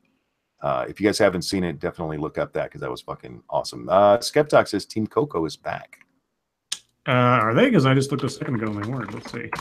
Team Coco and survey says yes, they're back, but their videos are still not all back. Yeah, that the channel is back, but the videos have not yet been restored. Because if you go to the video listing, there's nothing there. So yeah, it looks like they're fixing it. Keep checking up on everybody else's as we go. We got what, 15 minutes left in the stream. Apparently, Miley Cyrus is back up. Oh well, that's Miley Cyrus' official YouTube channel is up. Okay. Well, no, not the official channel, the Vivo channel. It's specifically the Vivo channel, the video channel. Yeah, the Vivo, VEVO. I know her channel is up, but the Vivo channel's still down. Last I knew. I am thankful for chat, who's not afraid to give me shit. Backscan says, "I can't remember how long. That doesn't say much from you, monkey." Oh, yes.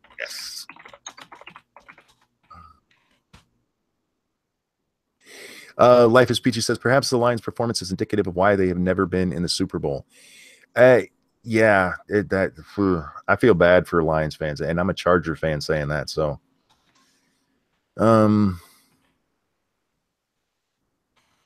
says, my team might not always win, but the Vikings tend to be a good game. The Vikings are on a fucking roll right now, man. They have a tough schedule coming up, but 7 in a row, that's not bad at all. That's what you want going into December. If they can keep that up, might not be a bad bet in February. Just saying. Kara says, Ranting Monkey, there are a lot of people I know that would hate your videos. Good. And those are the people who need to see them. Maybe the Lions should have just took a knee and stayed there. Oh, wait, they did. Oh, my God. Wow. Wow. Okay. Yeah, Team Coco's back with no videos. Yep. Cryptic, thank you. I bought some shoes off a drug dealer. I didn't know he laced them. I don't know what he laced them with, but I've been tripping all day. Well played. Well played. Life is Peachy asks, how do you feel about Disney's management of Star Wars, canon versus legends, new non-Skywalker trilogy, etc.? I think the Force Awakens was oh God, how do I mediocre. It was, but it also after the prequels. They were a good throwback to a lot of what people loved about the originals. And for a lot of us, what I remember of watching that movie was going, oh, I get that reference. I see what they did there. This next movie is going to be, for me, it's going to tell me what I need to know about where Star Wars is going. I think Rogue One was stupid, unnecessary, and tried way too hard to make those characters important. Well, they did a very bad job at that. They did. They threw way too many people in there. You're talking about sneaking in and stealing the plans to the Death Star, which the Empire is going to use to control the galaxy. Excuse me. This should be a very, very small operation, like 2-3 people. But I get what they did with the Force Awakens, with the throwbacks to, kind of get fans excited again. If they do that same thing in the next movie, though, so real quick, Force Awakens, the throwback stuff was superfluous. We don't need throwback. We have the original trilogy. Do something new. I mean, the one thing I will give the prequel trilogy credit for, beyond everything else, is that it was doing something different than the original trilogy. It was presenting a different take on telling that story, not necessarily a well-presented take, but at least Lucas was trying to do something different. And this trilogy should have started out with something different. The fact that they threw back and tried to lean on the past to try to get people excited for the future, it's like, look, I can go down and buy the original trilogy right now and watch it. Everybody and their brother has had the original trilogy available to them for decades now. You don't need to retread old ground, do something new. So yeah, the Last Jedi is really going to tell me whether or not I should ever be excited again for a Star Wars movie, because they fucked it. And then the Han Solo debacle. Holy shit. Yeah, before you get into Solo, yes, sir. I do want to say, I get what you're saying about not needing the throwback stuff, but after the prequels, I can see why they wanted to do that, why they wanted to play to the fans a little bit. But yeah, go ahead with Solo, because that movie looks like a shit show. Well, you know, first off, on Rogue One, the reason I know why Rogue One could have worked is because I still remember the characters from the Dirty Dozen. Oh, yeah. You can establish characters, many characters in a movie, if you do it right, if you make them memorable, and also if you make them vulnerable. None of the characters in Rogue One were vulnerable. They were all fucking superheroes who didn't need any snappy banter, who didn't need to have fun doing what they were doing at all. They were just robots. And it's like, okay, and I'm supposed to be worried about these people. Why? Cryptic, thank you. Did you hear about the new movie called Constipation? No? That's because it hasn't come out yet.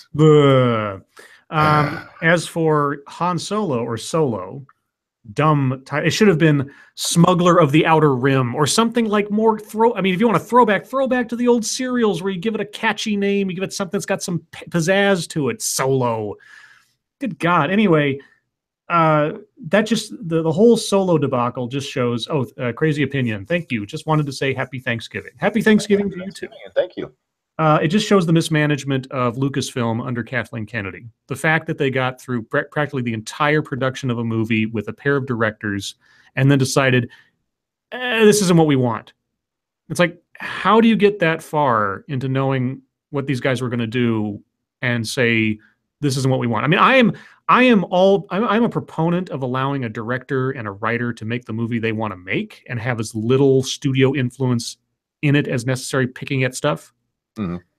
But if you're the ones paying for it, you should know ahead of time what you want. And when they pitch you their idea and their script and you approve this stuff to be made, this just shows that you guys don't know what the fuck you're doing. Because now you bring, I mean, the thing with Justice League. Now, Zack Snyder departing was understandable because he had a family tragedy, and Joss Whedon came in and filmed some stuff and did some reshoots and a bunch of other stuff.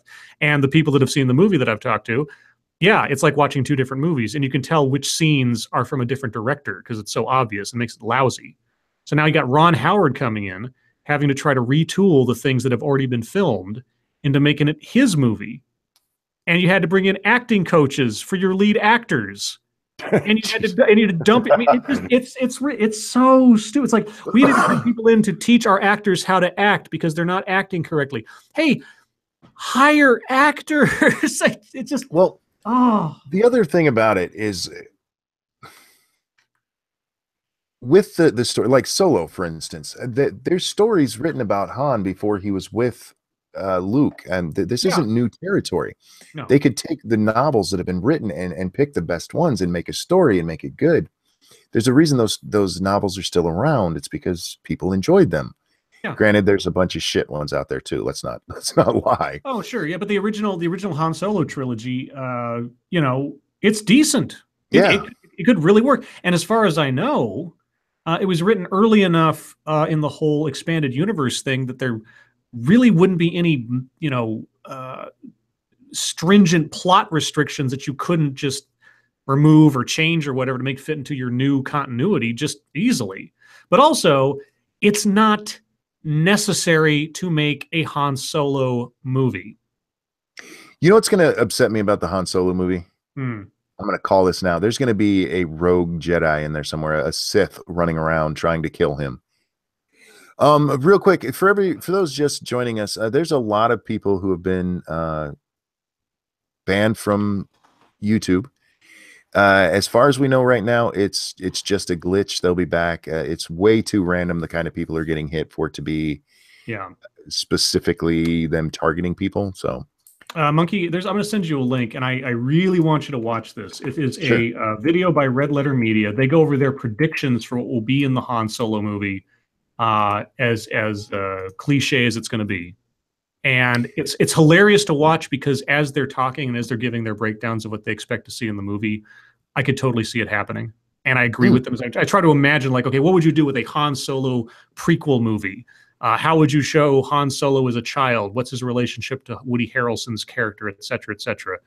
They come up with some great ideas, some that'll probably not even be in the movie because they're so good. And if they're wrong on any of their major points, I'll be amazed because they make some great arguments for how it's going to be so cheese. I just wish they would move on. Yeah. We didn't need Rogue One. We don't really need a Han Solo movie. Old Republic. Go Old Republic. Freedom Fighter says, but why is it happening, Renting Monkey? Got to wonder what's next. There's some glitch. There's a cog in the system, or a wrench in the system. I don't know. I can't tell you what would do this, where it would target these specific people. I saw a tweet somewhere. Yeah, I saw a tweet from Phil DeFranco. He says his team has actually contacted their people at YouTube trying to help out. I imagine Conan's people are too. There's some big people involved here, so it'll get figured out. It's just some kind of weird temporary thing. But the people who did get zapped, I'm going to be very curious to find out from them, if YouTube says anything at all, if they explain why out of all the channels theirs got targeted by whatever the heck happened. I mean, it's too scattered. It's like Conan O'Brien, Miley Cyrus, and Drama Alert. Like, what? Life is Peachy says, do you think it's lazy discarding the expanded universe and establishing new canon? I don't think it's lazy, really. It's actually a lot more work for him. The lazier route would have been to do the smart thing and either jump way back into the Old Republic or jump way past the Skywalker phase. Yeah. They made a lot more work for themselves this way. Yeah, I mean, I can understand the argument of the expanded universe made so many crazy expansions into the story and made so many changes to the canon universe and side stories and contradictions and overlapping this, that, and the other thing, that they didn't want to be bound by that in anything that they did, and they didn't want to say all of this stuff that's essentially paid for fan fiction since the films came out is all real, and we have to adhere to that somehow. I can see why they did that. That they keep. Oh, sorry. Go ahead. That they keep bringing back into the continuity stuff from the expanded universe, like Thrawn, like the Mandalorian Wars, and so on and so on. For someone like me who was basically raised on the expanded universe, it starts to become a little confusing. But then it's all made up, so who cares? Make Europe strong again. Don't put that out into the universe. He said, do you think Thanos will find the galaxy far, far away? Fuck no. I could see it happening, but I hope not. That is a bridge I don't think even Disney is dumb enough to try to cross. Cryptic says they've already announced that the next 3 movies after these 3 are going to be non-Skywalker. Sure, that's that they've announced it, but we'll see. I mean, but even if it's, of course, it's going to be non-Skywalker, it's going to be the descendants of Rey or whatever the extension of this particular group is now. That's all it's going to be. Real quick, Bloodwing says, see you guys, even though you're not thankful for me, Ranting Monkey. I was kidding about that, Blood. I love you. I am thankful. And for those of you who missed it, he's going to be joining us Saturday. Oh, I always want to mention, I am thankful for Irate Bear. If it were not for Irate Bear, I probably wouldn't be here right now, because he is the one who initially gave me the inspiration / encouragement to give this a shot. So I'm very thankful to Irate Bear. If he ever hears this, or if anybody tells him I said this, that I'm being serious. I mean, I usually call him like, if this idiot could do it, I can. But it's true. I do appreciate him, and I'm glad I met him. And on that, guys, we're almost at the top of the hour, so we're going to go ahead and wrap it up there. And Scribe, do you want to do any last minute thankfuls? I'm thankful for Jack Daniels. Indeed. I am thankful for the everything, the life, the universe, and everything. Yay! Chat, guys, thank you so much for joining us on this Thanksgiving. I hope you had a great one. I hope you had time with family, friends, and maybe even got a few deals out shopping. Thank you for joining us. Thank you for the super chats and for always sticking with us. You guys are amazing. Mm-hmm.